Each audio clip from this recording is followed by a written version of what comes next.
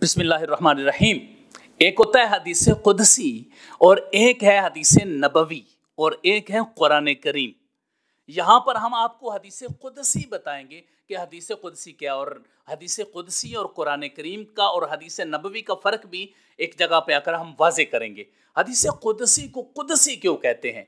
इसलिए कि कुदसी का मतलब होता है मुअज़्ज़ज़ व मोहतरम और मुकर्रम चीज़, चूँकि ये अल्लाह रब्बुल इज़्ज़त के फ़रामीन होते हैं जिनको रसूलुल्लाह सल्लल्लाहु अलैहि वसल्लम रिवायत करते हैं, इसलिए इसको हदीस कुदसी कहते हैं। तो यही उसकी तारीफ़ भी करते हैं हदीस कुदसी की, हुआ मैं यरवीह नबी सल्लल्लाहु अलैहि वसल्लम अर रब्बिही, वो रिवायत जो नबी करीम सल्लल्लाहु अलैहि वसल्लम अपने रब से रिवायत करें। यानी नबी करीम सल्लल्लाहु अलैहि वसल्लम ये फरमाएं, क़ाल अल्लाहु तबारक व तआला, अल्लाह रब्बुल इज़्ज़त ये फरमाते हैं, अल्लाह ताला ये फरमाते हैं। जब रसूलुल्लाह सल्लल्लाहु अलैहि वसल्लम इस तरीके से फरमाएं तो वो हदीस कुदसी होती है। तो इसकी तकरीम और इसकी ताज़ीम के सबब से इसको हदीस रब्बानी और हदीस इलाही भी कहा जाता है, हदीस कुदसी को। तो हदीस कुदसी फिर वो हुई कि रसूलुल्लाह सल्लल्लाहु अलैहि वसल्लम जो अल्लाह ताला से रिवायत करें, वो हदीस कुदसी है। अब अहादीस कुदसिया के हवाले से मैं अर्ज़ करना चाहूँगा कि इसके लिए रसूलुल्लाह सल्लल्लाहु अलैहि वसल्लम की जो रिवायत है उसमें ये अल्फाज भी इस्तेमाल होते हैं, क़ाल रसूलुल्लाह सल्लल्लाहु अलैहि वसल्लम फ़ीमा यरवीह अन रब्बिही, रसूलुल्लाह सल्लल्लाहु अलैहि वसल्लम ने फरमाया जो उन्होंने अपने रब से रिवायत की है, या क़ाल अल्लाहु ताला फ़ीमा रवाहु अन्हु रसूलुल्लाह सल्लल्लाहु अलैहि वसल्लम, रसूलुल्लाह सल्लल्लाहु अलैहि वसल्लम ने फरमाया जो उन्होंने अल्लाह ताला से रिवायत की है। तो सहाबाए किराम भी ज़ाहिर है उसको रिवायत करते हैं, जिसकी मिसालें आगे आ रही हैं, मैं वो आपको बताऊंगा। सबसे पहले आप ये समझे कि हदीस कुदसी अल्लाह रब्बुल इज़्ज़त का फरमान है जिसके रावी रसूलुल्लाह सल्लल्लाहु अलैहि वसल्लम है।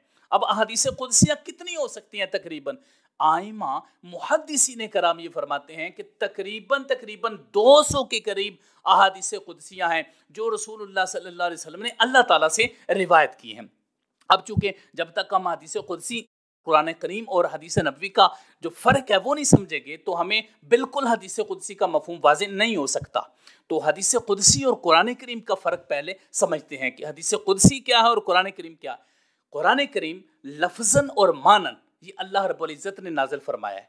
जो अल्फाज बल हुआ कुरान मजीद फ़ी लौह महफूज, जो अल्फाज अल्लाह रब्बुल इज़्ज़त के यहाँ हैं वही सेम अल्फाज रसूलुल्लाह सल्लल्लाहु अलैहि वसल्लम ने अदा फरमाए, वही उसका माना है, ये कुरान करीम है। और हदीस कुदसी क्या है? अल्लाह रब्बुल इज़्ज़त प्यारे आका अलैहिस्सलातु वस्सलाम पर वही फरमाते हैं, आप सल्लल्लाहु अलैहि वसल्लम को किसी भी ज़रिए से बताते हैं, माना अल्लाह ताला की तरफ से होता है और उसके अल्फाज रसूलुल्लाह सल्लल्लाहु अलैहि वसल्लम की तरफ से होते हैं। ये बात ये नहीं है कि बिल्कुल सारे अल्फाज, बल्कि आप यूँ भी कह सकते हैं कि उसमें से कुछ अल्फाज अल्लाह ताला की तरफ से भी हो सकते हैं और कुछ अल्फाज रसूलुल्लाह सल्लल्लाहु अलैहि वसल्लम की तरफ से भी हो सकते हैं, और ऐसा भी हो सकता है कि सारे अल्फाज रसूलुल्लाह सल्लल्लाहु अलैहि वसल्लम की तरफ से हों। तो उमूमी मफहूम समझने के लिए कि लफ्ज़ और मानी जिसकी अल्लाह ताला की तरफ से हों वो कुरान करीम है, और जिसके मानी अल्लाह ताला की तरफ से हों और जो अल्फाज हैं वो रसूलुल्लाह सल्लल्लाहु अलैहि वसल्लम की तरफ से हों, उसको हदीस कुदसी कहा जाता है। दूसरा फ़र्क, कुरान करीम मुतवातिर है, यानी तवातुर के साथ कुरान पाक साबित है, और दूसरा कतई सबूत है, जबकि हदीस कुदसी में ऐसा नहीं है। हदीस कुदसी खबरें वाहिद भी हैं, हदीस कुदसी हदीस गरीब भी हैं।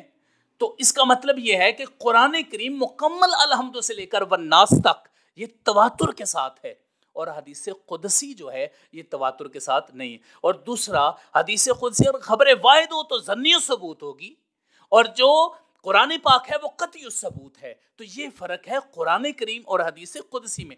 दूसरा, जो कुरान करीम की तिलावत की जाती है वो इबादत के तौर पर की जाती है, और इबादत के अंदर बाकायदा तौर पर जिस तरह नमाज के अंदर कुरान पाक की तिलावत की जाती है, तो हदीस कुदसी की नमाज के अंदर तिलावत नहीं हो सकती।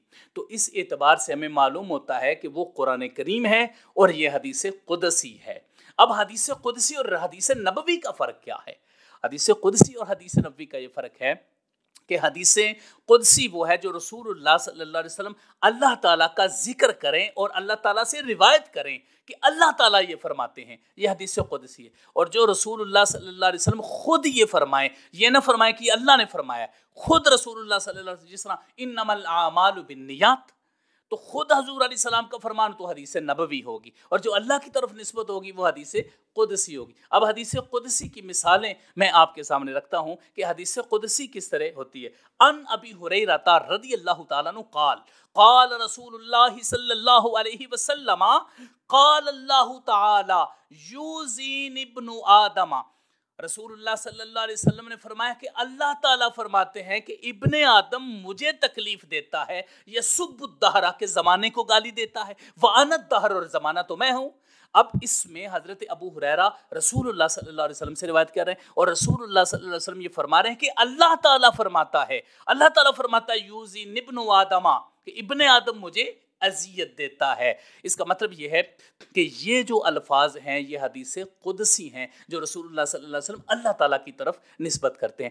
دوسری حدیث کی مثال ان ابی ہریرہ رضی اللہ تعالیٰ عنہ قال قال رسول اللہ صلی اللہ علیہ وسلم، فرماتے ہیں ان رسول اللہ صلی اللہ علیہ وسلم عاد مریضاً، رسول اللہ صلی اللہ علیہ وسلم ایک مریض کے پاس گئے اس کی عیادت کے لیے، تو آپ صلی اللہ علیہ وآلہ وسلم نے جب اس کی عیادت کی تو فرمایا ابشر، خوشخبری سنا دو اس شخص کو، فَإِنَّ اللَّهَ تَبَارَكَ وَتَعَالَى يقول کہ اللہ رب العزت یہ فرماتے ہیں ہِيَ نَارِي أُسَلِّطُهَا عَلَى عَبْدِ الْمُؤْمِنِ فِي الدُّنْيَا، فرماتے ہیں کہ یہ جو بخار ہے اس بندے کو، یہ میری طرف سے ایک آگ ہے جو اس دنیا میں اپنے بندے پر مسلط کرتا ہوں، لِتَكُونَ حَظَّهُ مِنَ النَّارِ يَوْمَ الْقِيَامَةِ تاکہ میں قیامت والے دن اس کو اس سے محفوظ رکھ سکوں۔ یہ حدیث قدسی ہے جو رسول اللہ صلی اللہ علیہ وسلم، اس کو امام احمد بن حنبل اور امام ابن ماجہ اور بیہقی نے اس کو روایت کی، اور جو پہلی میں نے حدیث بیان کی اس کو امام بخاری اور امام مسلم رحمہ اللہ اور امام احمد بن حنبل نے اس کو بیان کیا ہے، روایت کیا ہے۔ تیسری حدیث حضرت ابو ہریرہ رضی اللہ تعالیٰ عنہ سے رسول اللہ صلی اللہ علیہ وسلم سے کہ رسول اللہ صلی اللہ علیہ وسلم نے فرمایا قال اللہ تعالی اذا احب عبدی لقائی احببتو لقاءہ و اذا کرہ لقائی کرہتو لقاءہ، رسول اللہ صلی اللہ علیہ وسلم فرماتے ہیں کہ اللہ تعالیٰ نے فرمایا میرا جو بندہ مجھ سے ملنا پسند کرے میں اس سے ملنا پسند کرتا ہوں، اور جو مجھ سے ملنا ناپسند کرے میں اس سے ملنا پسند نہیں کرتا۔ اس کو امام مالک نے روایت کیا، امام بخاری نے، امام نسائی نے اس کو روایت کیا ہے۔ یہ حدیث قدسی ہے۔ اب حدیث قدسی کا حکم کیا ہوتا ہے کہ اگر حدیث قدسی آ جاتی ہے تو اس پر عمل پیرائی کے معاملے میں یا اس حدیث کا حکم کیا ہو سکتا ہے؟ تو اس حوالے سے بات ذہن میں رکھیں، حدیث کی جو سندی حیثیت ہے، استنادی حیثیت، اور اس کا مطلب اس کو دیکھیں گے کہ اس کی حیثیت کیا ہے، متواتر ہے یا اس کی کیا حیثیت ہے، مشہور ہے، عزیز ہے، غریب ہے، صحیح ہے، ضعیف ہے، کس حیثیت کی ہے۔ جو حیثیت ہوگا اس کی استنادی متنی حیثیت ہوگی، اس کے مطابق ہی اس حدیث کی بھی حیثیت ہوگی جو حدیث قدسی ہوگی۔ اس کے بعد آ جاتا ہے جی حدیث قدسی کیا کسی نے جمع بھی کی ہیں؟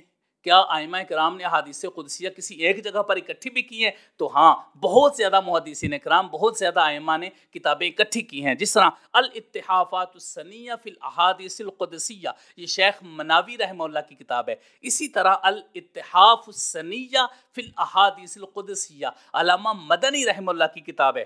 اس کے علاوہ الاحادیث القدسیہ ابن بلبان کی کتاب ہے۔ الجامع فی الاحادیث القدسیہ عبد السلام کی کتاب ہے، اور الاحادیث القدسیہ الاربعینیہ یعنی 40 احادیث قدسیہ، یہ امام علامہ ملا علی قاری حنفی رحمہ اللہ کی کتاب ہے۔ اسی طرح کتاب الصحیح المسند من الاحادیث القدسیہ، یہ مصطفیٰ عدوی رحمہ اللہ کی کتاب ہے۔ اور بھی بہت زیادہ محدثین کرام نے احادیث قدسیہ پر یہ کتابیں لکھی ہیں۔ اگر آپ احادیث قدسیہ کسی ایک جگہ پر جا کر پڑھنا چاہتے ہیں تو آپ ان ائمہ کرام کی کتاب پڑھ لیں، آپ کو احادیث قدسیہ پتہ چل جائے گا کہ کون کون سی ایسی روایات ہیں جو رسول اللہ صلی اللہ علیہ وسلم نے اللہ تعالیٰ سے کی ہیں۔ اس سے الحمدللہ رب العالمین آج ہم نے حدیث قدسی کو سمجھا، اور حدیث قدسی اور قرآن کریم اور حدیث نبوی کا فرق سمجھا۔ اللہ رب العزت ہمیں فہم حدیث کی توفیق عطا فرمائے، اور یہی یقیناً آج کے اس دور میں یہ احیاء حدیث ہے۔ اللہ تعالی ہماری اس کاوش کو قبول فرمائے، آمین یا رب العالمین۔ وصلی اللہ علی حبیبی سیدنا محمد و آلہ۔